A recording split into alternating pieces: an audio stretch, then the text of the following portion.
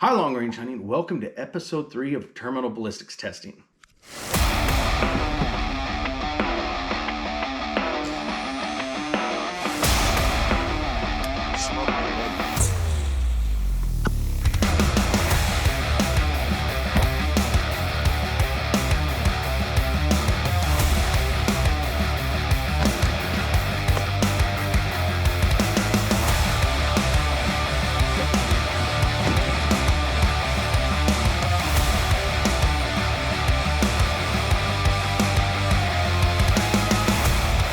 Now today we're covering the Berger hybrid. Now I'm running a 215 grain Berger hybrid out of this 300 Win Mag for testing.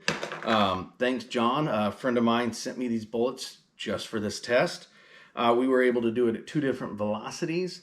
Again, I have limited time as far as getting into places where I can do this just due to logistics of this. Getting onto somebody's private property and being able to do this, or getting onto a range and having to literally rent out the entire range. So right now we have 2 different impact velocities. The first one you're going to see is at 2,550 feet per second, and wow. And the second one is going to be at 1,800 feet per second. Now, there's a lot of confusion. I talk about this a lot when it comes to match bullets. Are they marketed for hunting most of the time? No. Does that mean they can't be used for hunting? Really? I mean, use some common sense. Marketing is marketing. It is there to sell a product to a certain demographic. Unfortunately, due to politicians, that demographic is very specific as far as within laws with the Geneva Convention. Now, I want to cover this because I've heard a lot lately. Everybody has brought up the fact that, the Geneva Convention banned hunting and expanding ammunition. So it can't be used. Now, the way that companies get around this is they simply just don't market it. The new thing, which is completely false because that argument has been countered, is now they're trying to say that match bullets or hollow tip bullets are also listed in there, which they're not. For some reason, politicians with no clue and their heads up their you-know-whats were thinking that apparently a bullet that gives good terminal performance is inhumane. Seriously. So they go with a full metal jacket that has the worst terminal performance of any bullet out there and actually prolong suffering compared to a good bullet that's going to cause massive traumatic damage. But, you can blow somebody up. You can shoot them with a machine gun. You can shoot them with full metal jackets all you want. But, a bullet that expands is terrible. And for snipers, that's how they get around it. Is it simply those contracts are done and marketing is very specific. Now, there are ways you can find them, not only on different gel tests and stuff like that, hunting or people that use them, but some of these places have law enforcement websites, and the FBI itself does testing on match bullets, and you can actually look it up and see what the terminal performance of these are, because they do keep records on all these because of hostage shots, etc. And you're going to see, penetration depths, you're going to see max expansion, etc., etc. So yes, they can be used. Now, I'm not going to sit here and talk all day. I'm going to let the bullets do the talking as far as this. On this, I was in Alabama. Thank you, Nate, by the way, for hosting us once again and allowing us and helping us doing this. So unfortunately, with cartridges like this and bullets like this, you got to go a really long ways to get to those lower velocities. So I've had to do reduced loads and just shoot them at certain distances. In this case, I've had access to out to 300. And so it just depends on the cartridge and the bullet on where I'm going to do that based on the velocity that I want to achieve on that impact. Now, during this testing, I have more videos coming. I had 2 guns, 2 different cartridges, different bullets, and we're going to continue this. So, first things first, let's look at the first shot, which is a higher velocity shot. Now, for anybody that's been paying attention or seen the previous couple episodes, these are being done to spec. The reason being is several. One is the fact that I want to replicate what's really going to happen Shooting straight gel, I find, it does give you a good constant, and it does represent what tissue will do. That bullet goes crushing through there, the temporary wound cavity from that, etc. But then you got to calculate other factors into it, meat, bones, etc. And so what I've done is taken untanned deer hide out of the freezer, thawed it, deer meat, I've actually kept sections just for doing different shots. And so it's not only the correct materials, it's anatomically correct for the depth of penetration. Now, that's a huge confusion out there as far as people always think weight and stuff matters. It really doesn't. That depth of penetration is what matters, and it's why I'm doing it this way. And I'm going to be changing animals, hide, meat, all that as we go along and doing these controlled tests to show you guys what really happens and what really matters. Now, this has the deer hide, it has the meat. With a white-tailed deer, you have 3 inches of penetration before reaching the vitals. Now, I use the ballistic gelatin only for the vitals, and for the reason of I want to try to replicate this as close as possible to shooting a real animal.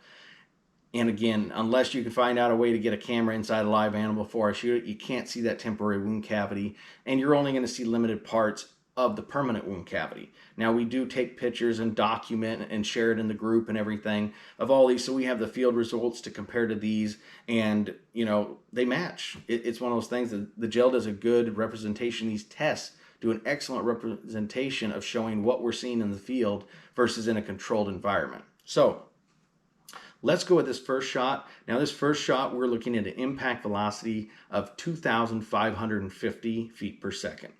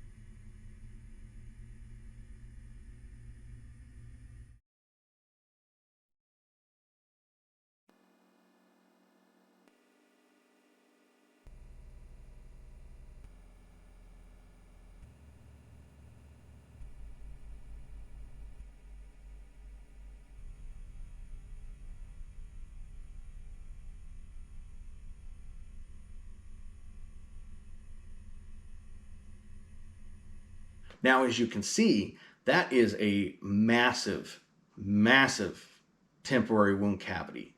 That is just brutal. I mean, it's stretching the bounds of everything you have achieved, because it's over 2,200 feet per second, the hydraulic shock, to where everything in there is going to be obliterated.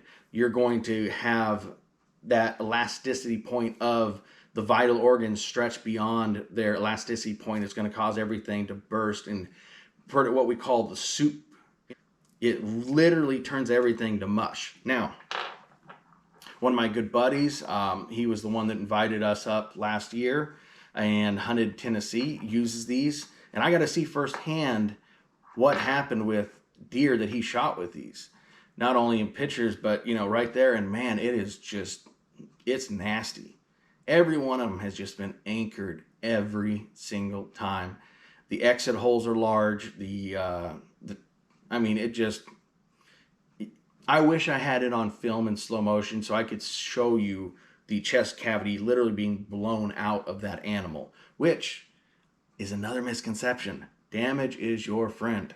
Meat hunters are always trying to cry about, oh, well, you're wasting meat, and then they say, oh, well, I should use this bullet because it doesn't cause a lot of damage. Well, ultimately, you need damage. That's what making an ethical kill is. A quick, clean kill. Damage is what gets you a quick, clean kill. So better to lose a half a pound or a pound of meat versus lose a whole animal. So, I mean, realistically, look at it. Now we're going to look at this permanent wound cavity too. Now, sorry, this gel does not like to cooperate, so, stand by. I'm doing this by myself.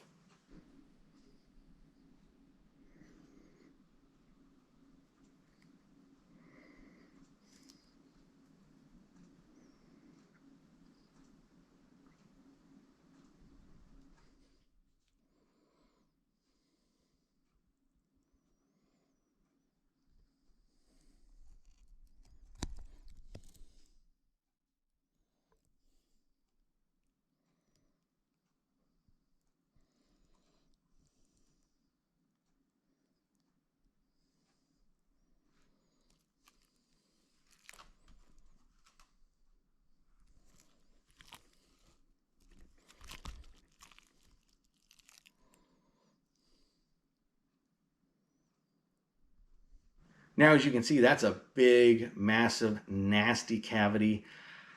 By the way, if any of you try this at home, word of advice, if you can't get to cutting it open right away and filming, and you're shooting meat and meat gets trapped inside that gelatin, don't wait. It smells terrible after a couple days, especially when it's 80 degrees. So, just a note for you. I learned that the hard way. Now, in this next shot, what we're going to be looking at is the same bullet, and we're going to have an impact velocity of 1,800 feet per second.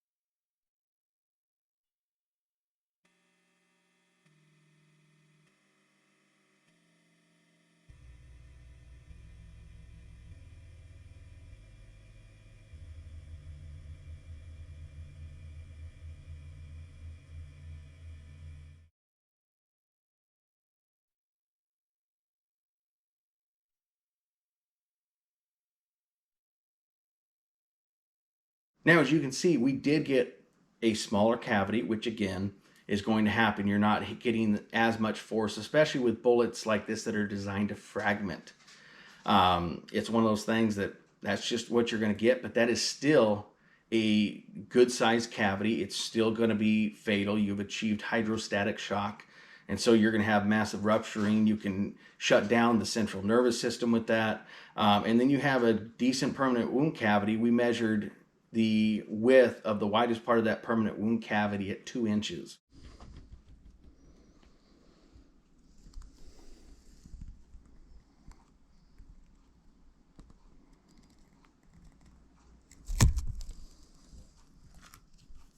Now that you've seen the temporary and the permanent wound cavity at that, you can see that as you go out, there is going to be some change, but it's still just as lethal.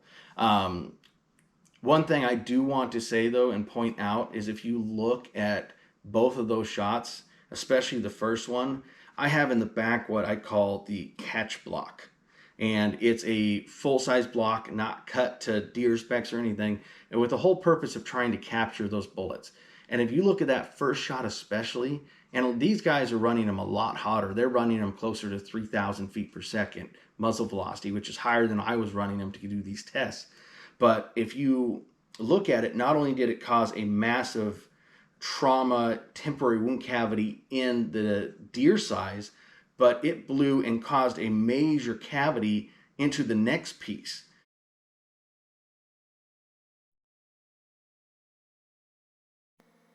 And so a lot of people say, well, this would work on a white-tailed deer. It's only 200 pounds, but it wouldn't work on an elk. But if you look, it's blowing through that deer and it's going into the next part, and there's not a lot of difference between them. An eighth of an inch of difference in the hide, an inch of difference in the penetration, 3 inches for a whitetail, 4 inches for the elk, and there's only 5 more inches of vitals. So on both of these shots, whether it was an elk or a deer, it would be a fatal shot. So, quit spreading the whole thing that weight matters. It really doesn't. The other factor that I hear all the time is the whole, oh, you need 2,000 foot-pounds and 2,200 feet per second to kill. Not true at all. This is not the 1960s. Old school bullets and a lot of hunting bullets require 2,200 feet per second. That has to do with their minimum impact velocity with reliable expansion. Now, I'm not sure on these Bergers what the lowest is. I could see it being between 14 and 1,600 feet per second. Now, the ELD match is down to 13 to 1,400, depending on the impact resistance in the animal. The whole energy thing, quite honestly, a lot of people don't realize this, that, generally long-range hunters aren't going past their bullets' capabilities as far as that setting the distance. Myself, I will not go lower than 1340, even with an ELD match. Now, it's not because the bullet won't expand past that point. It's the simple fact that that's where you're hitting transonic flight, is at 1340. So when a bullet hits that, it can destabilize. Now, some take it better than others, but any kind of loss in that gyroscopic stability can be an issue. And so for a lot of these long-range rigs, that distance of their bullet's minimum impact velocity, they're not even getting close to. I mean, I just did the test on those A-tips, and my buddy's Norma improved on that. He's looking over 2,000 yards for his minimum impact velocity. He's not shooting game that far, so he never has even factored. And even at that lowest velocity, that 1,300 feet per second, you still have more than enough energy as long as you get proper bullet performance to kill. So, stop banging on about, X amount of energy. It's all about bullet performance. If you take a bullet outside of that limit, you're going to have problems. If you take a bullet that needs 2,200 feet per second minimum and take it down to 1,800 feet per second, guess what? You've effectively gotten a full metal jacket. And that's even if it's hitting straight on. One of the most popular ones that people think is great is the core locks. They are horrible. We did this as a test. We took 200 core lock rounds in a 308 at 500 yards and set up a big metal piece. And every single one of those hit sideways. They had lost all gyroscopic stability and were impacting sideways at 500 yards. So I've had guys say, oh, well, I've hit game at that distance with this and it didn't do anything. It just wounded him. That's why I know it's unethical. Well, that's why we ran that test with that guy and showed it's not the fact that he didn't hit it. It's when a bullet hits sideways, it's not going to really do anything besides bend and just be like a giant punch to an animal. Could it penetrate? Yes. But is it going to be a lethal shot? Most likely no. So understanding bullets is really key. And a big reason why I'm doing these videos is just the amount of misinformation out there. Bad information is absolutely horrendous. Trying to show you the difference between bullets, what they're going to do as far as performance, where you can actually see in slow motion that temporary wound cavity, the stuff that you're not seeing. And again, a lot of people aren't dissecting their animals like we do and photographing and video and everything else. So as far as bullets, these Berger hybrids are phenomenal. Well, we've always had a ranking. I kind of get accused a lot of being a fanboy of the ELD match and push that. Well, do I push it? Absolutely. Why? Because it's an excellent bullet. But I also recommend these. The Sierra tipped Match Kings are phenomenal. And now the A-tips. Now the A-tips, they've I know a lot of people have killed with them. They have phenomenal results, and the gel test shows, again, just that, phenomenal results. But as far as these, absolutely you want to hunt with them. I would have no problem taking any game animal on the planet except for a couple in Africa with these bullets. I mean, again, a lot of people sit there and talk about, the hide. The hide really doesn't do much. It punches right through. The depth of penetration through that muscle mass and connective tissue and everything is what's really causing that expansion, not so much the skin. And when you get into elephants and stuff like that, that's when you want a solid bullet. That's when you want something that's going to penetrate deep and hold together and retain a lot of that weight. Which brings me to the one that drives me nuts the most is the weight retention of the bullet. Realistically, in 95% of cases, it doesn't matter. A fragmentation bullet, people act like that's a bad thing. It doesn't. If that bullet enters, gets into the vitals and fragments, and it dumps all that energy and creates a great wound cavity that is completely fatal, guess what? That's a great bullet. Self-defense bullets are even doing that. So, just because something like this is more of a fragmentation round doesn't mean that it's a bad thing. We just tested the Barnes, and on the ELD video it shows it, and I'm going to cover it again in the next ELD for the lower impact velocity. But the Barnes triple shock, the TSX, retained all of its weight pretty much, like 99%, but it also blew through like a full metal jacket and didn't do a lot. So crappy terminal performance, great weight retention, versus a bullet like this that all that was left is just, pieces of it throughout that cavity. Yet it had one of the most devastating dumps I've ever seen on ballistic gelatin as far as that temporary wound cavity, which is going to cause that massive trauma and result in a very quick, clean kill. And it's also going to enlarge that permanent wound cavity. Now, if you look at these gels again side by side,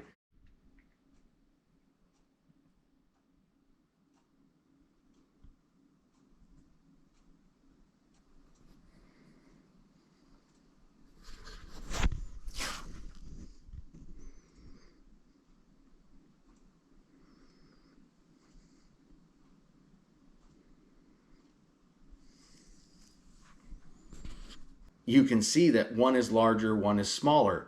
That has to do with either achieving hydraulic shock or hydrostatic shock. If you're achieving that hydraulic shock, you're actually, because of that tearing past elasticity, you're creating a larger permanent wound cavity. Now, a water-based mammal is elastic by nature. So after it stretches, it returns back to its original. Now, you have that permanent wound cavity. If you don't get good performance, you're going to get what they just see as the penciling. It's just that size through. It's going to jump right back.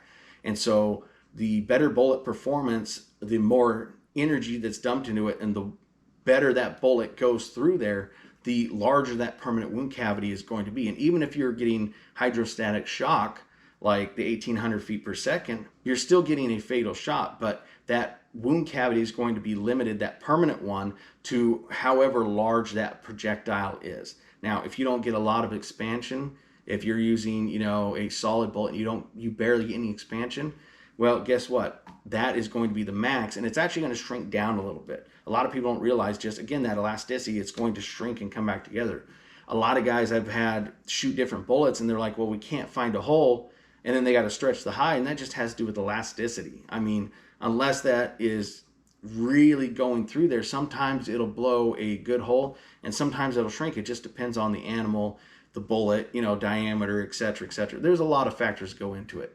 But plain and simple, Bergers, I don't like the VLDs very much, but these are phenomenal. If you're looking for a great match bullet that'll give you great terminal performance and great ballistics as far as, shooting long range and getting that pinpoint accuracy, you can't do much better than this. I hope this has helped everybody. I hope you enjoyed the footage. Next up, where you're going to be revisiting the ELD match. Thanks for watching. Happy hunting.